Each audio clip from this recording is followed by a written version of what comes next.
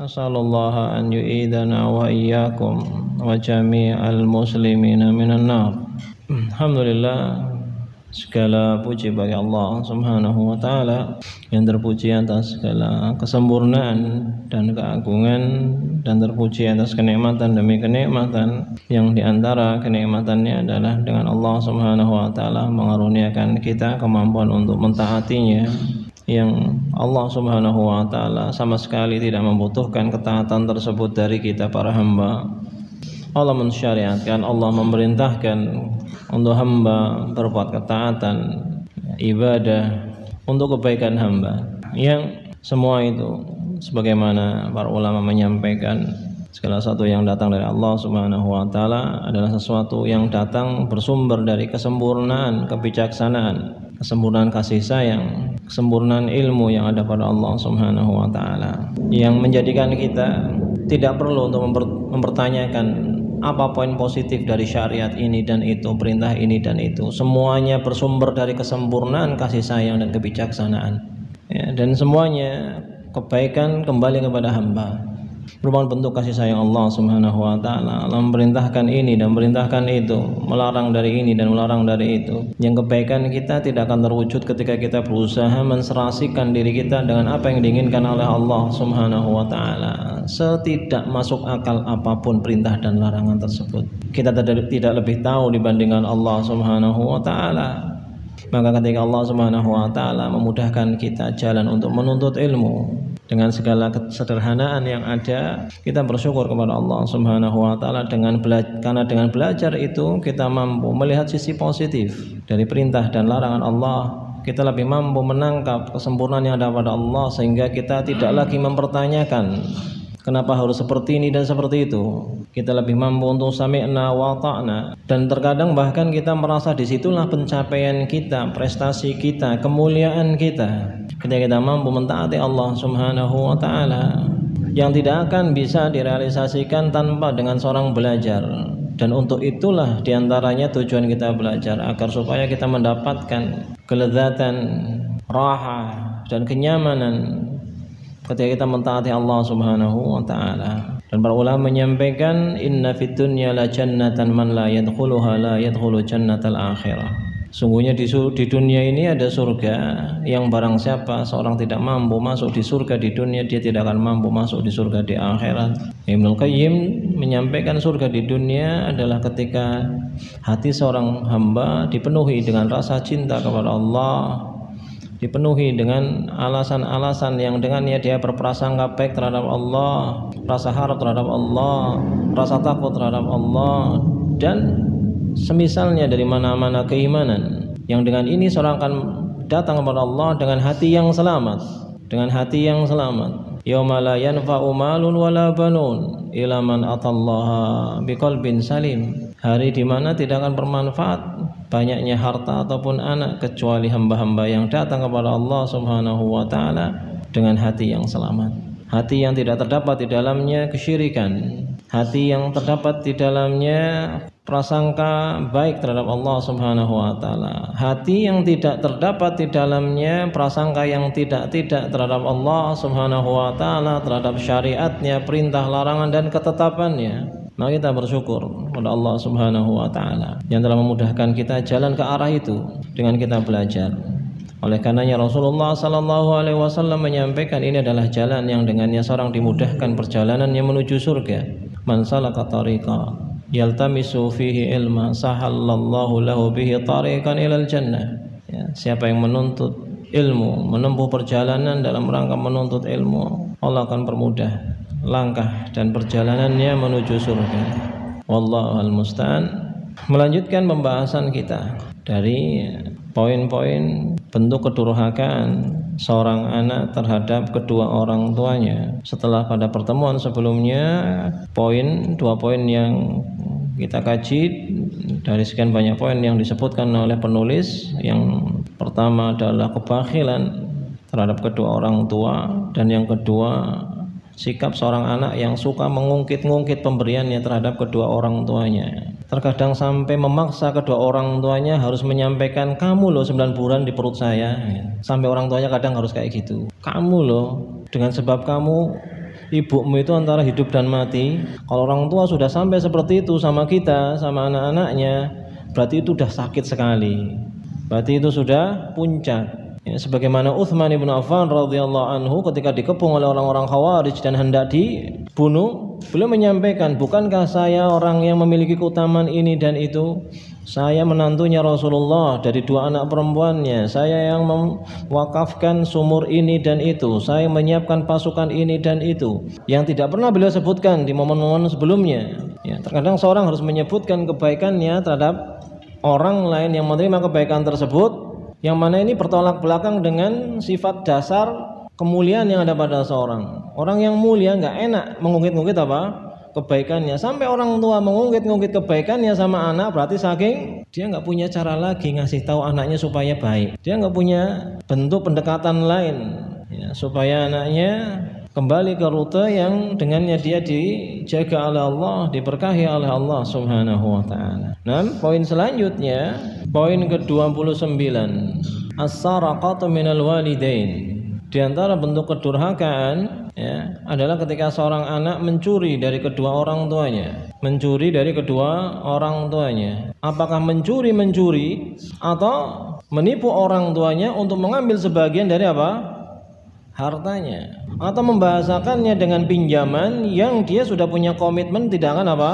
Mengembalikan kepada kedua orang tuanya. Hal-hal yang semisal dengan ini, mengambil apa yang menjadi hak orang tua tidak dengan keridhaannya. Rasulullah sallallahu alaihi wasallam belum menyampaikan, la yahillu malu mri'in muslim illa anti bin nafs minhu. Kama qala sallallahu alaihi wasallam, tidak halal harta seorang muslim kecuali dengan kerelaannya, keridhaannya. Ini terhadap seorang muslim, maka terhadap orang tua lebih ya, karena sebagaimana kita ketahui, sebagaimana pahala, dosa pun bertingkat-tingkat sesuai dengan bentuk dosa ini ditujukan kepada siapa. Seorang kurang ajar sama orang lain salah, kurang ajar sama orang tua lebih. Seorang berdosa di luar bulan Ramadan dosa, tapi seorang berdosa di bulan Ramadan tidak sama dengan di luar bulan Ramadan. Maka berkata penulis rahimahullah ta'ala, wa hadzal amru jama'a baina mahdhuraini. Mencuri dari kedua orang tua terkumpul di dalamnya 2 hal terlarang.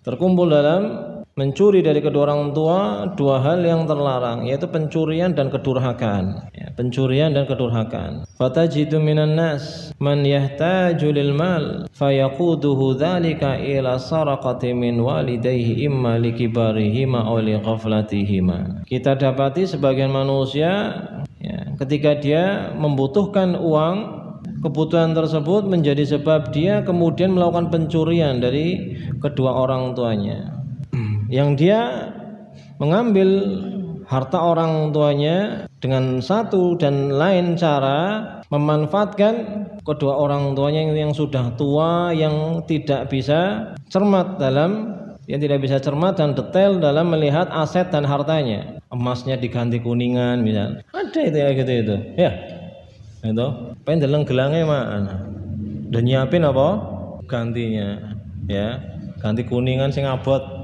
Wallahul musta'an. Sebagian anak kurang ajar, orang tuanya yang karena sudah sepuh dan tidak punya pikiran macam-macam terhadap anaknya, ketika diminta sama anaknya, Pak, Bu, mau lihat sertifikat tanah kita gimana, ternyata dikolahkan, digadekan ya. Maka ini adalah bentuk kedurhakaan. Wallahul musta'an. Terkadang orang tua nggak tahu apa-apa, cuman disuruh apa? Tanda tangan, ternyata cair dari bank sekian juta gitu atas nama orang tuanya. Orang-orang gila banyak. Dan ini sampai level ini tentu saja tidak tanpa pendahuluan. Dosa besar tidak akan muncul kecuali ada dosa-dosa kecil. Hal yang memalukan seperti ini, hal-hal yang rendah seperti ini tidak akan muncul kecuali ketika seorang melalui level demi level yang kemudian dia sampai serendah itu. Apakah terbiasa judi, apakah terbiasa investasi yang bodongan, apakah terlalu spekulatif dalam berbisnis. Intinya apa namanya? Adz-dzunub yatawallad. Dosa itu beranak pinak. Salah milih jodoh, akhirnya apa? Istrinya mintanya macam-macam, suaminya kerjanya cuman apa? Akhirnya apa? Orang tua yang yang jadi korban. Terkadang sebagian anak ketika menikah nggak memikirkan efeknya ke orang tua. Wallahul musta'an. Nikah dengan orang yang tidak sekufu atau menikah dengan orang yang seleranya terlalu tinggi. Minum saja harus air mineral misal. Padahal dianya paling kerjaannya apa? Akhirnya nanti apa? Semuanya paham. Ini nanti lari-larinya apa? Orang tua juga yang disusahkan. Laki-laki yang tidak bisa mendidik istrinya, akhirnya cenderung apa? Tunduk sama kemauan istrinya meskipun tidak apa? Relevan dengan kondisi perekonomian dan finansialnya. Akhirnya yang semacam itu mendorong dia untuk melakukan hal-hal yang kalau dia waras nggak terbesit dia sampai ke sana. Sebagian wallahul musta'an. Jalan-jalannya itu bukan ke Guji, ke Singapura misal. Padahal paling kerjaannya apa? Ya mengikuti apa? Wallahul musta'an, gengsi. Sebagian orang tuh hidupnya hidup komparatif, membandingkan dirinya dengan pencapaian orang lain. Dadanya sesek. Wallahul musta'an. Maka sampai seorang di level berani mencuri, memanipulasi, mengeksploitasi orang tuanya secara ekonomi, ini ada pendahuluannya. Ada dosa-dosa lain sebelumnya. Wa inna min thawabis sayyi'at as-sayyi'ati ba'daha. Hukuman atas dosa atau kemaksiatan yang dilakukan oleh seorang hamba adalah ketika hamba tersebut dijadikan dia melakukan dosa dan kemaksiatan yang lain. Wallahul musta'an. Wa min suwaris saraqah an yakhda ahada walidayhi fayatlubu minhu an yuwaqqi'a ala i'ta'ihi kadza wa kadza min al-mal aw al-ardh aw nahwi dzalik. Dan di antara bentuk pencurian adalah ketika seorang memperdaya kedua orang tuanya atau salah satunya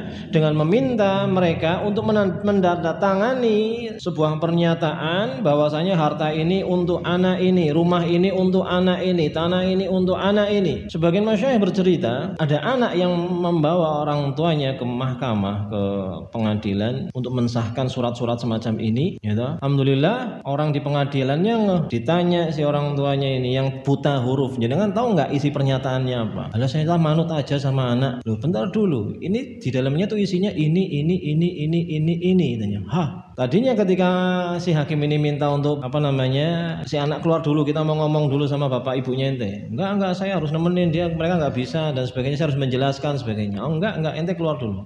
Tanya baru ketahuan. Ada sebagian anak yang karena ketamakannya memiliki pendekatan khusus kepada kedua orang tua, kemudian melakukan pengkondisian sehingga kemudian orang tua keluar. Allahumma shalli. Maka di antara bentuk kedurhakaan adalah ketika seorang anak mencuri dari kedua orang tuanya dengan berbagai bentuk pencurian, intinya mengambil apa yang menjadi milik orang tuanya dengan cara yang tidak baik, dengan cara yang tidak diridhoi dalam syariat. Waqad yastadinu minhuma wa huwa mubayyitun niyya ala alla yusaddi. Ya, di antaranya adalah ketika seorang anak akadnya mah utang sama orang tuanya, saya pinjam dulu Pak, saya pinjam dulu Bu. Tapi dianya sudah punya niat bahwa saya enggak akan saya kembaliin.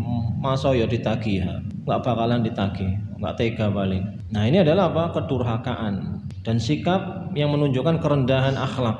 Orang nggak punya integritas, orang nggak punya akhlak, orang nggak punya budi pekerti itu seperti ini. Tidak sadar bahwasanya sejatinya dia sedang berurusan dengan Allah Subhanahu wa taala, bukan dengan orang tuanya yang lugu, tapi dengan Allah Subhanahu wa taala. Allah mengetahui apa yang dia niatkan. Allah mengetahui kebusukan niatnya. Allah tahu kurang ajarannya. Maka ini adalah diantara bentuk kedurhakaan yang ke-29. Yang ke-30 al-anin wa idharu at-tawajju'i amamahuma, memperlihatkan, dan diantara bentuk kedurhakaan terhadap orang tua ketika seorang anak menampakkan dan memperlihatkan kepada kedua orang tuanya kalau dirinya sedang merana, dirinya sedang susah, dirinya sedang ada masalah. Ini bentuk kedurhakaan. Sebagian anak bilang, Mak tolong ditransfer Mak, kalau enggak nanti saya pulang cuma nama tok. Siapa orang tua yang enggak yang enggak panik.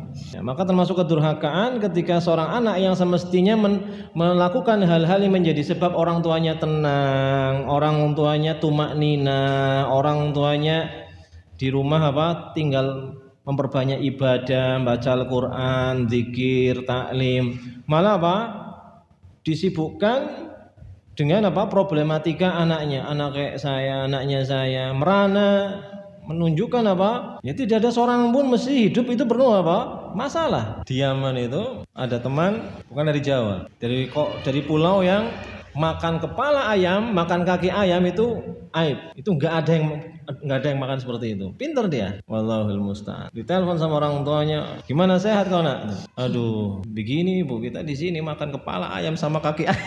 Orang tuanya langsung musibah ini. Berarti sudah sedemikian parahnya kah? Dikirim sudah. Anak yang berbakti kepada kedua orang tuanya enggak seperti itu. Inisiatifnya adalah inisiatif yang menjadikan kedua orang tuanya, oh anak saya baik-baik saja di sana. Bukan anak yang pintar mendramatisir kondisi hidupnya supaya orang tua ikut pusing mikirinnya. Ada bajunya yang bagus, begitu waktunya orang tuanya mau nengok atau dianya mau main ke orang tuanya, dipakein bajunya yang yang melasi, yang memprihatinkan, yang ada sobek, yang ada tembelannya. Wah, berarti putune aku kudu tukokno klambi anyar. Ya. Maka anak yang berbakti, dia sadar betul orang tuanya adalah orang tua secara umum tidak akan nggak ikut mikirin kesusahan anaknya.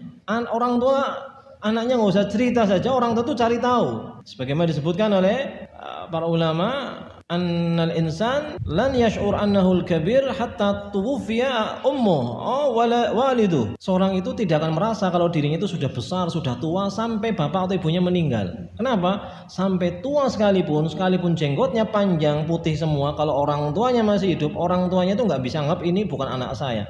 Kalau boleh itu biar anaknya sudah jenggotan, sudah punya anak atau bahkan sudah punya cucu, pengennya disuapin. Orang tua tuh sama kita seperti itu. Bisa bahkan orang tua itu anaknya udah jenggotan, anaknya udah, cucunya udah mau SMA misal, masih ditanya kamu makan apa kalau kesini. Sedemikian lah sampai kemudian dengar bu saya lagi susah bu, aku lagi ada masalah. Wah ini ini menambah beban pikiran orang tua. Ini ukuk. Ini kedurhakaan. Wa hadzal amru min adassi suwaril uquq. Oleh karena disebutkan di sini, ya kata beliau, ini adalah bentuk kedurhakaan yang paling penuh dengan makar.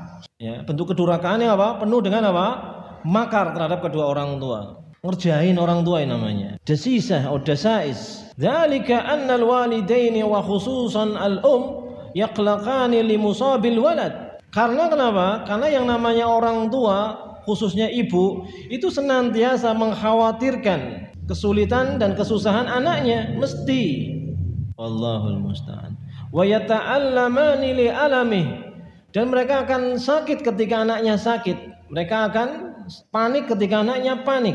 Bal rubama yata'allamani akthar minhu. Bahkan terkadang rasa sakit yang dirasakan oleh kedua orang tua ketika mendapatkan berita keburukan yang sedang menimpa anaknya, itu lebih, rasa sakitnya itu lebih dirasa oleh kedua orang tuanya dibandingkan apa yang dirasa oleh si anak. Anaknya yang punya masalah paling skor sakitnya paling 30-40, ibu bapaknya ketika dengar anaknya lagi ada masalah skornya itu 80 atau 90 kadang. Maka bukan termasuk sikap berbakti kepada kedua orang tua ketika anak suka mengekspos kesusahannya ke kedua orang tua. Meskipun kadang bahasanya halus, tapi orang tua kan paham. Ngapunten nggih Bu, mboten saged mudik, lagi mbayari utang. Oh berarti utangnya apa? Akeh, melasi. Nomor rekening ndi? Ini sih senyum-senyum ini berarti pada pada apa? Pelaku nih ini. Jadi kita mesti paham, itu kedurhakaan ternyata. Wallahul musta'an. Udah gitu doain orang tuanya jarang lagi. Doain, dakwain, nyemangatin supaya lebih banyak ibadah dan seterusnya. Wallahul musta'an. Nah, insyaallah itu bertambah lagi list bentuk-bentuk yang sebenarnya kedurhakaan dan tidak kita pahami sebagai kedurhakaan. Wallahul musta'an. Semoga Allah Subhanahu wa taala mengaruniakan kepada kita kemampuan untuk berbakti kepada kedua orang tua, baik mereka masih hidup atau setelah mereka meninggal. Semoga Allah Subhanahu wa taala mengampuni dosa orang-orang tua kita dan memasukkan mereka ke surganya. Insyaallah itu subhanakallahumma bihamdik asyhadu an la ilaha illa anta astaghfiruka wa atubu ilaik. Wassalamualaikum warahmatullahi wabarakatuh.